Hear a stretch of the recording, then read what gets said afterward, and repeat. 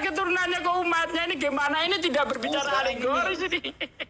Jadi gini ya. Sekarang kan ketika dia dikatakan apa ya, dikatakan punya keturunan, katanya keturunan umatnya. Aduh. Sejak kapan? Jadi kalau menurut Anda anak Allah itu berarti Allah itu beranak gitu ya?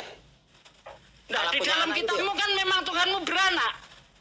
Coba Anda baca di dalam Yesaya 54 ayat 1 sampai 5 itu Tuhan poligami janda-janda mandul. Coba baca tuh Yesaya 54 tuh. Terus kalau tangga punya anak tangga itu tangganya beranak gitu ya? Yang jadi masalah Tuhanmu ini memang punya anak. Kalau Anda lihat di dalam ini bentar ya. Di dalam Yohanes 3 ayat 16, dalam bahasa Inggrisnya Yesus ini disebut begotten. Begotten itu artinya anak kandung, anak biologis. Ya? Bukan anak kios itu, begotten itu. Ini menurut kitabmu. Tuh, gimana? Anda tuh salah Anda itu. Kok penafsiran salah? Coba Anda cari apa arti begotten. Cek arti begotten apa Ustaz Talib yang pandai bahasa Inggris, Ustaz Talib? Bisa pakai bahasa yang pengalihan kayak gitu. Ustaz Talib. Apa arti begotten Ustaz Talib? Bentar. Kita fokus. Anda tadi mau menyangkal bahwa Tuhanmu punya anak. Ini saya buktikan berdasarkan bahasa Inggris. Yesus itu begotten. Artinya penebusan salah tadi yang Anda baca tadi apa? Penebusan salah tadi. Fokus ke penebusan salah tadi, coba dibaca. Iya, di sini kalau ini untuk Yesus berarti Yesus menikah. Gimana? Menikah gimana? Lah dia punya keturunan kok. Menikah Yesus itu. Itu Yesus punya keturunan. Keturunan itu adalah umatnya. Ini ngawur. Anda dapat dari mana keturunan itu umat? Jadi dalilnya mana? Kalau disebut anak Allah itu kamu sebut keturunan Allah gitu. Ya. Nah kan sudah saya buktikan tadi bahwa Yesus itu memang keturunan secara biologis. Ngawur sampean itu. Kok ngawur? Ayo kita baca baik-baik di dalam Yohanes 3 ayat 16 dalam bahasa Inggris. Oke. Ya, Yohanes 3 ayat 6. Kok ngarang gimana sih? Orang Inggris. Oh, sorry, enggak ada itu ngarang-ngarang itu enggak ada. Ya. Enggak, sekarang gini, yang disebut anak Allah itu apa? Allah beranak gitu maksudnya? Kalau menurut kitabmu memang Tuhanmu beranak, makanya di situ dikatakan begotten. Jadi perempuan ya? Iya, diperanakan. Ini Allahnya perempuan ya, beranak ya? Masa laki-laki bisa beranak? Nih, saya baca ya.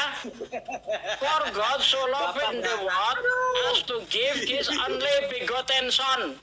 Ini dia. Bahasa Inggris. Coba begotten apa artinya Ustaz Talib? Nih, saya baca, saya open cam-nya. Bahasa Inggris. Jangan diguncang, dibaca baik-baik. Besarkan Mbak Esti. Ini Yesus anak kandung atau bukan? Mbak Esti, besarkan Mbak Esti. Mbak Esti. Mana nih? Fokus ke penebusan tadi yang dibilang penebusan tadi. Nah, ini pertanyaan Anda, apakah Tuhanmu punya anak atau tidak? Nih. Begotten. Apa arti begotten Ustaz Talib? Anda yang pandai bahasa Inggris Ustaz Talib. Aku nggak pandai, tapi diterjemahnya diperanakan. Nah, coba sekarang ya, nih saya cari dalam bahasa Inggris ya, arti begotten ini apa ya? Diperanakan. Begotten. Nah, kalau disambung begotten son, anak kandung jadinya. Nah iya, begotten. Memang anak kandung. Salah siapa? Kitabmu sendiri. Nah, anak kandungnya gimana persepsinya? Putra mana maksudnya anak kandung itu? Anda paham tidak maksud anak kandung itu? Begotten itu tidak punya arti lain selain anak biologis atau anak kandung. Nggak ada arti lain. Ya? Nggak ada arti lain itu. Cek kalau nggak percaya cari sendiri. Mau ya? Bigoten.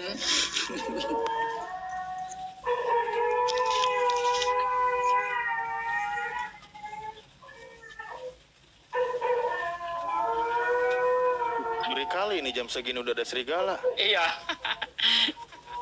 Itu ada azan itu, anjingnya azan juga dia.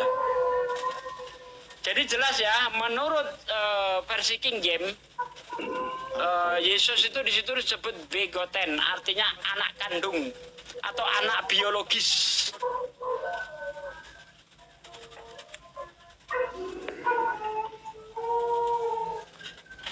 anak biologis mana coba, apa Allah itu manusia gitu maksudnya? Loh, faktanya begitu, itu kitabmu kok. Enggak, yang saya tanya itu Allah itu manusia atau bukan? Kalau Allah itu manusia, boleh kamu bilang anak biologis. Barusan yang dibaca di mana Ustaz Sugi biar kita diinterlinear Yohanes aja. 3 ayat 16. Oh, kita buka aja. Ya. Nanti dilihat. Yoh 3:16 ya. Versi King James boleh, versi apa?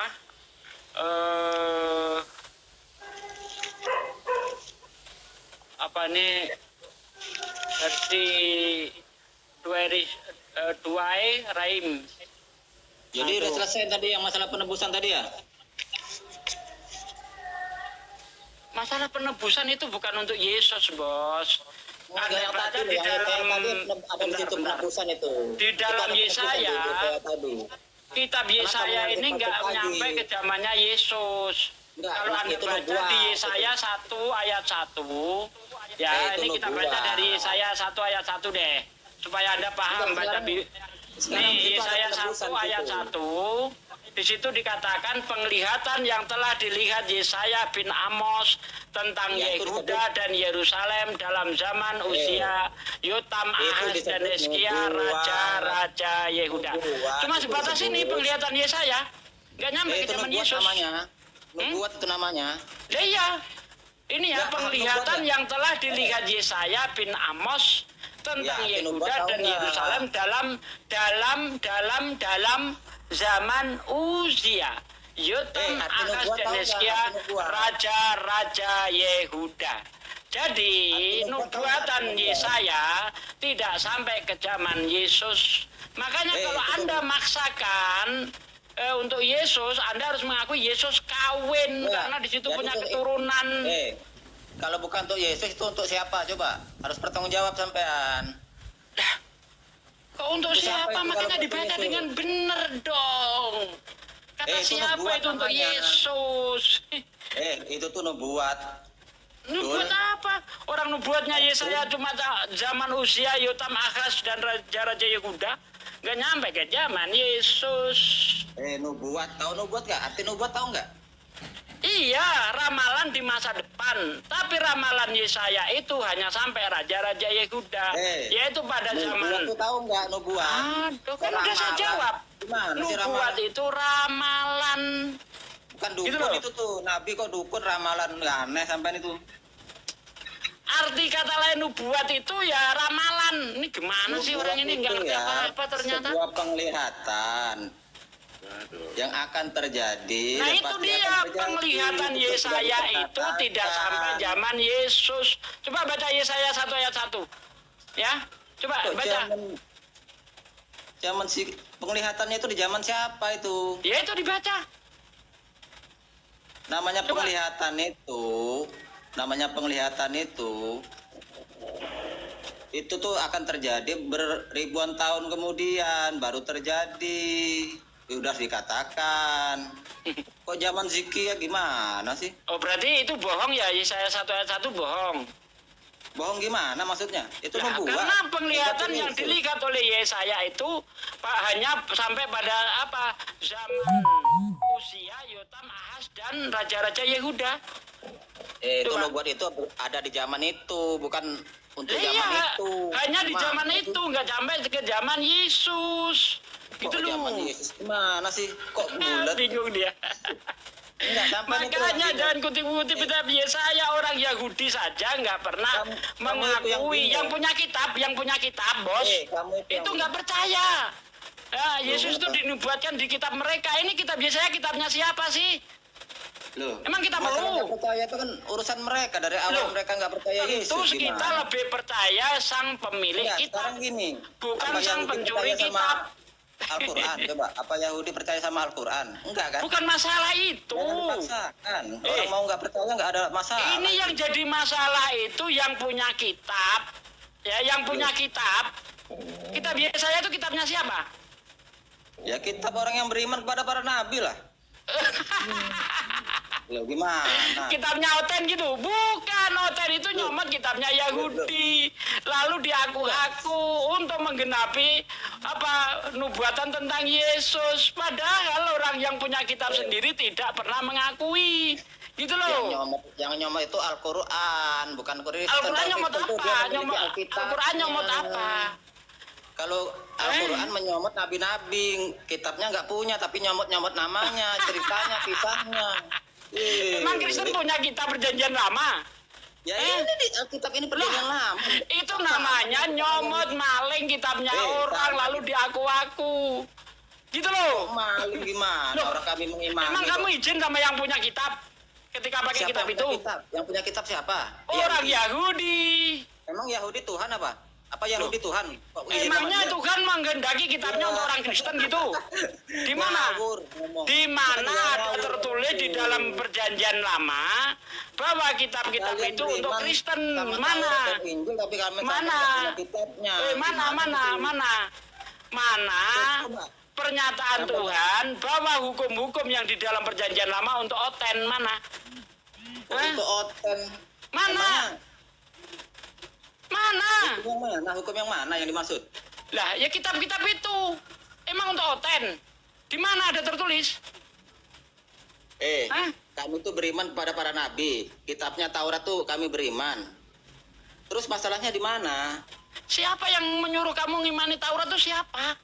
Loh, Tuhan yang ada di Taurat ini itu adalah menjadi bukan manusia, untuk Yesus itu. kitab, bukan untuk Oten. Loh, Taurat, 5 Oten. kitab Bukan Musa, kayak kalian. sampai kitab perjanjian lama itu punya disamakan Yahudi, dengan Islam. dicolong oleh Kristen lalu Kok diaku-aku. Aneh sampai tuh dicolong. Loh, kalau Kok dicolong kamu bisa gimana? membuktikan, emang kamu udah izin sama yang punya kitab? Kan main comot aja. Hah? Ah. Emangnya yang punya kitab itu Tuhan, Yahudi itu Tuhan apa? Kok kami Loh, izin itu sama kitabnya Yahudi? Yahudi itu. Ustaz, Gimana? coba tanya dulu, Taurat itu untuk siapa? Bani Israel atau bukan Bang Kris? Udah kutanya itu nggak bisa jawab dia. Oh, udah. Udah. Oh, lanjut. Lah iya. Taurat itu untuk yang beriman lah kepada Taurat dan para nabinya lah. Loh, katanya Taurat itu untuk kalangan Bani Israel. Karena Taurat itu berisi mengenai nubuat-nubuat untuk kedatangan Yesus. Tuhan kami kan Yesus itu. Yo, piye toh? Ditanya malah gak nyambung. Us lanjut, Ustaz. Aduh, Enggak, pusing. gak nyambung gimana? Gak nyambung gimana coba? Nyolong kitab orang tapi nyambung diaku-aku sama miliknya, kan nggak malu gitu, heran saya tuh. Loh, kok malu gimana? Coba, Sejak di kapan mana kitab Taurat itu perintahnya? untuk orang Kristen tuh sejak kapan? Iya. Yang ngomong ini siapa? Perintahnya kami tidak boleh memiliki Alkitab itu di mana? Loh, karena jelas-jelas Yesus sendiri ngomong tidak layak roti bagi anak-anak dilemparkan kepada anjing. Ya, ajaran Yesus termasuk kitab para nabi dan Taurat itu nggak Berarti layak untuk ini- kalian. Berarti orang yang mengimani Muhammad juga termasuk anjing gitu kan? Oh tidak, kami nggak pernah ikut-ikutan nyamar-nyamar Kalian jadi beriman Yahudi, kepada enggak. Isa. Kami nggak Loh, pernah kalian ikut-ikutan beriman itu, kepada ya. Kalian beriman Yang kepada yang Isa. disebut anjing oleh Yesus adalah orang di luar Yahudi ingin selamat ikut Yesus. Itu Orang yang Arab dimaksud luar Yahudi anjing. bukan. Di mana Orang Arab ayatnya? luar Di Yahudi dalam Matius 15 ayat 26. Ketika ada orang perempuan yang minta tolong kepada Yesus, disamakan dengan anjing. Kami tidak pernah Orang Arab cari di luar selamat Yahudi lewat bukan. Yesus, bos. Orang Arab di luar Yahudi bukan? Kita nggak pernah cari selamat Orang lewat Arab di luar Yahudi Yesus. bukan? Kami tidak pernah cari selamat lewat Yesus. Yang cari selamat lewat Yesus kan kamu. Jadi yang disebut anjing oleh Yesus itu ya kamu-kamu itu. Gitu loh. Tapi kan kamu beriman sama Isa. Kamu kan beriman ke Isa. Iya, beriman sama Isa. Kalau Yesus enggak. Yesus kan Padahal bisa yang beda bilang kan? Isa itu luar Yahudi. Hah? Ya iya, nggak masalah toh. Sedangkan yang disebut anjing itu orang yang cari kalau selamat lewat perkataanmu itu Yesus. di luar Yahudi itu Sedangkan yang disebut anjing itu orang. semua itu Aduh, anjing. aduh. Aduh, noise. Gitu loh. Jadi siapa yang disebut anjing Siapa oleh namanya? Yesus? Orang yang cari selamat lewat Yesus. Di luar Contohnya Yahudi. siapa? Perempuan yang Berarti di anaknya luar kerasukan Yahudi. setan itu, bos. ngomong pakai dalil biar enak ya. Saya pakai dalil setiap ngomong. Mengambil ayat itu jangan sepenggal-sepenggal. Loh, Untuk kok sepenggal-sepenggal gimana? Saya paham banget ceritanya itu. Saya paham banget ceritanya itu, bukan sepenggal-sepenggal. Kata saya apa? Saya sepenggal-sepenggal. Kepada bangsa yang lain, bangsa di luar Israel. Paham nggak maksud ayat itu? Mana? Mana ayat mana? Katanya Ayo ayat mana? Udah nggak tahu ayatnya, main Ada yang ngorok comot. ini. Ayo. Nanti aku cari ayatnya. Sekarang. Anda kan tadi menuduh saya sepenggal-sepenggal. Ini Anda lebih parah ini. Sudah nggak tahu ayatnya main comot. Aku cari ayatnya dulu. Ya Pak silakan. Joni, dimit Pak Joni. Aduh, parah. Ya kan? Sudah tidak tahu ayatnya main comot. Saya yang tahu ayatnya dibilang sepenggal-sepenggal. Ini kan koplak ini namanya nih. Parah ini. Aduh. Host Batu Dimit dong, host Pak Joni ngorok tuh. Pak Joni turunin dulu Mbak Esti. Ganggu.